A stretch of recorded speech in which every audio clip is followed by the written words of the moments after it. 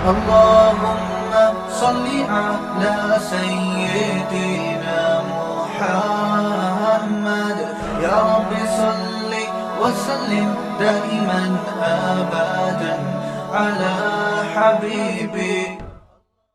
جو دوسروں پہ ہنستے ہیں نا وہ پھر ان پر بھی ہنسایا جاتا ہے. جو دوسروں کی عزت و آبرو خراب کرتے ہیں پھر گھر بیٹھے ان کی عزت و آبرو خراب ہو جاتی ہے. اس لیے زبان کو روکا کریں, روک کے رکھیں اسے کہ کہاں کینچی چلا رہی ہے, کس کا دل کاٹ رہی ہے, کس کو تکلیف پہنچا رہی ہے. تو میرے عزیزو ہم اپنے معاملات کو ٹھیک کر لیں, اور جب معاملات ٹھیک ہوں گے تو محبت بھی رہیں گی. آج شریعت کی ان ہدایات کو نظر انداز کیا, اس لیے ہر گھر, ہر خاندان, ہر طرف نفرت ہی نفرت ہے. کہیں بھی دیکھ لیں خاندان میں, کہیں وراثت کا مسئلہ ہے, کہیں ملکیت کا مسئلہ ہے, کہیں کاروبار کا مسئلہ ہے. بھائیوں میں دیکھ لیں, بہنوں میں دیکھ لیں. اس لیے کہ شریعت کی ان ہدایات پہ عمل آج زندگیوں سے نکل گیا. اور بسا اوقات یہ ہوتا ہے میرا عزیزو, دکھ کی بات یہ ہے کہ بظاہر وہ عبادت گزار بھی ہوتے ہیں, بظاہر وہ عبادت گزار بھی ہوتے ہیں, لوگوں کی نظروں میں نیک بھی سمجھے جاتے ہیں.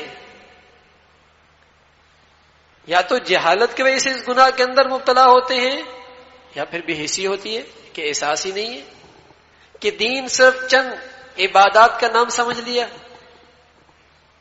اور ساری زندگی اسی نہج پہ گزرتی رہتی ہے. اور ان کی وجہ سے بہت سارا طبقہ اگرچہ غلط ہے کہ انہیں دیکھ کر کہتے ہیں دیندار بھی ایسا کر رہے ہیں, اگرچہ انہیں نہیں کہنا چاہیے, لیکن میرا عزیزو ہماری ذمہ داری بھی تو بڑھتی ہے, ہماری ذمہ داری بھی تو بڑھتی ہے کہ ہم ایسا معاملہ نہ کریں جس سے دین پہ حرف آئے. جس کی عزت اور حرمت کے لیے تو کیا کچھ ہمارے اسلاف نے, ہمارے بڑوں نے قربانی دی. اگر ہم اس اور ترقی نہیں دے سکتے تو کم از کم ہم بدنامی کا ذریعہ تو نہ بنے. اب ہم اسے اور ترقی نہیں دے سکتے, آگے نہیں بڑھا سکتے, اور اس گلشن کو اور آباد نہیں کر سکتے, تو میری ذات کم سے کم اس گلشن کو ویران کرنے کا ذریعہ تو نہ بنے. تو یہ سوچا جائے کہ اس کے اثرات پورے پھر معاشرے پہ پڑتے ہیں. اس لیے کہ معاملات کا تعلق, معاشرے کا تعلق پورے معاشرے کے ساتھ ہوتا ہے. تو اس کا اہتمام ہو میرے عزیزو, اور جو آج تک کوتاہیاں ہوئی ہیں اس سے اللہ سے معافی مانگی جائے, اور جن کا حق ضائع کیا ہے ان سے بھی معافی مانگی جائے, ازالہ کرنے کی کوشش کریں. تو پھر اللہ کی ذات سے امید ہے کہ جو ہم عبادات اور نیکیاں کر رہے ہیں پھر اس کا نور بھی نصیب ہوگا, پھر نور نصیب. آج خامی یہ ہے کہ ایک طرف چلتے ہیں دوسری طرف نظر ہی نہیں ہوتی, بلکہ جتنا طبیعت پہ دین آ رہا ہے اتنا تو کرتے ہیں, اور جتنا طبیعت اور مزاج کے خلاف ہوتا ہے اسے ہم چھوڑ دیتے ہیں. جہاں مفادات محفوظ رہتے ہیں اتنا دین تو برداشت ہے, اور جہاں مفادات پہ زد آتی ہے اس کو ہم بھی چھوڑ دیتے ہیں. جہاں جہاں خواہشات پوری ہو رہی ہیں اتنے دین کے احکامات تو قبول ہیں, اور جہاں خواہشات سے دین ٹکراتا ہے ہم اس دین کو ہی چھوڑ دیتے ہیں. جہاں مال کے آنے میں کوئی رکاوٹ نہیں ہوتی اتنا دین چلتا ہے, جہاں مال کے آنے میں ذرا رکاوٹ ہوئی اتنا دین ہم بھی چھوڑ دیتے ہیں.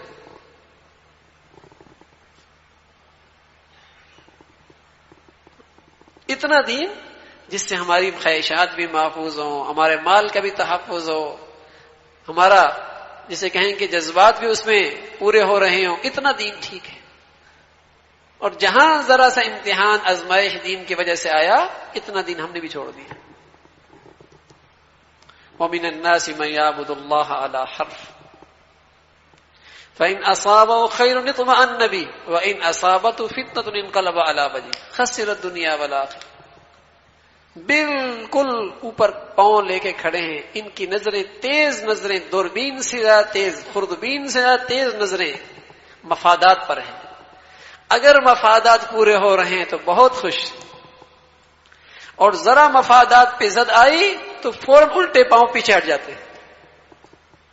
اللہ ہر قرآن کے الفاظ بھی معجزانہ ہیں کہ بالکل کنارے پر کھڑے ہیں اور اس انداز میں کھڑے ہیں کہ پاؤں بھی صحیح طریقے سے ٹکی ہوئی نہیں ہے، اللہ، تاکہ مفادات پہ ذرا زد آئے فوراً پیچھے ہٹ جاتے ہیں اور اللہ کے حکموں کو نظر انداز کر دیتے ہیں، شریعت کو نظر انداز کر دیتے ہیں۔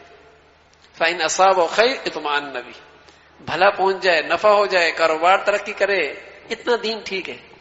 وَإِنْ أَصَابَتْهُ فِتْنَةٌ انقلب عَلَى وَجْهِهِ، ذرا سی آزمائش آئے، مال میں کمی آ جائے، جان میں کمی آ جائے، کچھ نقصان ہو جائے، انقلب عَلَى وَجْهِهِ، فوراً پیچھے بھاگ جاتے ہیں، ان حکموں کو ہی چھوڑ دیتے ہیں۔ تو یہ مفادات کا بندہ ہے، عبداللہ نہیں ہے، ہاں، یہ عبد الدرہم و دینار ہے، درہم اور دنانیر کا بندہ ہے، عبداللہ نہیں ہے یہ۔ اس کی نظریں درہم اور دنانیر پر ہیں، دنیا کے مفادات پر ہیں۔ اس لیے میرے عزیزو، مسلمان کی شان تو بہت بالا تر ہے، بہت بالا تر ہے، اس کی نظر تو اپنے مولا پہ ہوتی ہے، اس کی رضا میں نفع ہو تب بھی خوش ہے، اس کی چاہت میں اگر نقصان ہو جائے تو یہ بھی دل خوشی سے اسے قبول کر لیتا ہے۔ اس لیے اپنے معاملات صاف رکھیں، اپنے معاملات صاف رکھیں اور اپنی زندگی کے اندر محبتوں کا ماحول پیدا کریں۔ اللہ مجھے بھی اور آپ کو بھی کہنے سننے سے عمل کی توفیق نصیب فرما دے۔ وآخر دعوانا الحمدللہ رب العالمین۔ الحمد لله رب العالمين، والصلاة والسلام على سيدنا محمد وعلى آله وأصحابه أجمعين۔ لا إله إلا الله الحليم الكريم، سبحان الله رب العرش العظيم، نسألك موجبات رحمتك وعزائم مغفرتك والغنيمة من كل بر والسلامة من كل إثم، اللهم لا تدع لنا ذنبا إلا غفرته يا أرحم الراحمين، ولا هما إلا فرجته، ولا حاجة هي لك رضا إلا قضيتها يا أرحم الراحمين۔ ربنا ظلمنا أنفسنا وإن لم تغفر لنا وترحمنا لنكونن من الخاسرين۔ اے اللہ اپنی رحمت سے ہم سب کے کوتاہیوں کو معاف فرما، ایمان والی، سکون والی، چین والی، راحت والی، عزت بری زندگی نصیب فرما۔ اے اللہ اپنا سچا تعلق نصیب فرما، اپنی کامل محبت نصیب فرما، پیارے نبی کی سچی محبت نصیب فرما، سنتوں بھری زندگی نصیب فرما۔ اے اللہ لقمہ حلال نصیب فرما، لقمہ حرام سے ہم سب کی حفاظت فرما۔ اے اللہ ہر قسم کے بے دینی سے محفوظ فرما، بے حیائی، فحاشی اور یعنی کے فتنوں سے ہماری نسلوں کی حفاظت فرما۔ اے مولا ساری امت مسلمہ کے حال پہ رحم فرما، عالم اسلام کی حفاظت فرما۔ اے اللہ جو بھی جہاں کہیں بھی تیرے دین کا کام کر رہے، جو تیرے ہاں مقبول ہیں، سب کی حفاظت فرما، کام کرنے والوں کی مدد اور نصرت فرما۔ مولا ہر شعبے کے اہل لوگ پیدا فرما، مولا جو کام کر رہے ہیں ان کے اخلاص میں اور ترقی نصیب فرما، ہم سب کو مخلصین میں شامل فرما۔ اے اللہ ہمارے ملک کی حفاظت فرما، اسے استحکام نصیب فرما۔ اے اللہ اسے اندرونی بیرونی خطرات سے محفوظ فرما۔ مولا یہاں جو دین دشمن ہیں سب کو ہدایت نصیب فرما۔ اے اللہ اگر ان کی قسمت میں ہدایت نہیں ہے تو ان کے شر سے، ان کے بددینی سے اہل پاکستان کی حفاظت فرما۔ اے اللہ ان کی گندگیوں سے اہل اسلام کی حفاظت فرما۔ اے اللہ جو مسلمانوں میں تقسیم چاہ رہے، ٹکڑوں میں تقسیم کر رہے، نفرتوں میں پھیلا رہے، مولا تو انہیں ہدایت نصیب فرما۔ اے اللہ اگر ان کی قسمت میں ہدایت نہیں ہے تو ان کے شر سے محفوظ فرما، عصبیت کے بدبودار ناروں سے محفوظ فرما۔ اے اللہ مسلمانوں کو تقسیم سے محفوظ فرما، فرقہ واریت سے محفوظ فرما، ہر قسم کے انتشار سے محفوظ فرما۔ اللہ جن سے تو محبت کرتا ہے ان کی محبت نصیب فرما، ان کی صحبت نصیب فرما، ان کا تعلق نصیب فرما۔ اے اللہ اپنی رحمت سے، اپنے کرم سے دین کی فضاؤں کو عام فرما۔ اے اللہ جتنے حاضرین حاضرات موجود ہیں سب کی جائز حاجات کو پورا فرما، مشکلات کو آسان فرما۔ مولا اپنی رحمت سے پریشانیوں کو ختم فرما۔ اے مولا اپنی رحمت سے، اپنے کرم سے ہم سب کی حفاظت فرما، دائیں سے بائیں سے، اوپر سے نیچے سے ہم سب کی حفاظت فرما۔ اے اللہ ہر قسم کی اچانک موتوں سے محفوظ فرما، ہسپتالوں کی زندگیوں سے محفوظ فرما۔ مولا ہماری اولادوں کو نیک اور صالح فرما۔ اے اللہ ہمیں اپنے گھروں کا ماحول دین کے مطابق ڈھالنے کی ہمت اور توفیق نصیب فرما۔ اپنی ذات کی طرف سچا رجوع نصیب فرما، اپنے گناہوں پر سچی ندامت نصیب فرما، ہمارے معاملات کو صاف رکھنے کی توفیق نصیب فرما۔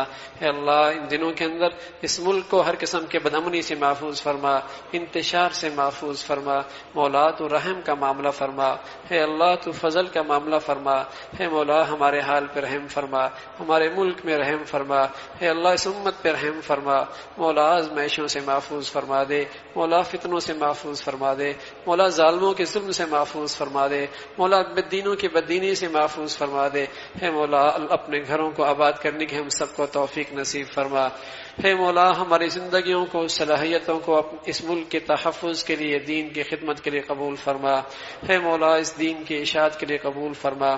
اے اللہ اپنی رحمت سے جیسے چاہتا ہے ویسے ہم سب کو استعمال فرما۔ اے اللہ اپنی رحمت سے رزق حلال واسع نصیب فرما۔ مولا جتنے حاضرین حاضرات موجود ہیں سب کی جائز حاجات کو پورا فرما، مشکلات کو آسان فرما۔ جن کے بیٹے ہیں مولا نیک اولاد ہے ان کو نیک اور صالح فرما، جن کے اولاد نہیں مولا تو انہیں بھی نیک اور صالح اولاد نصیب فرما۔ جو بیٹیاں اپنے گھروں میں جا چکی مولا تو ان کے گھروں کو آباد فرما، گھروں میں محبتوں کا ماحول پیدا فرما۔ جو گھروں میں بیٹھی مولا تو ان کے لیے بہترین رشتوں کا انتظام فرما۔ ربنا تقبل منا انك انت السميع العليم وتب علينا انك انت التواب الرحيم وصلى الله على سيدنا محمد وعلى آله واصحابه اجمعين برحمتك يا ارحم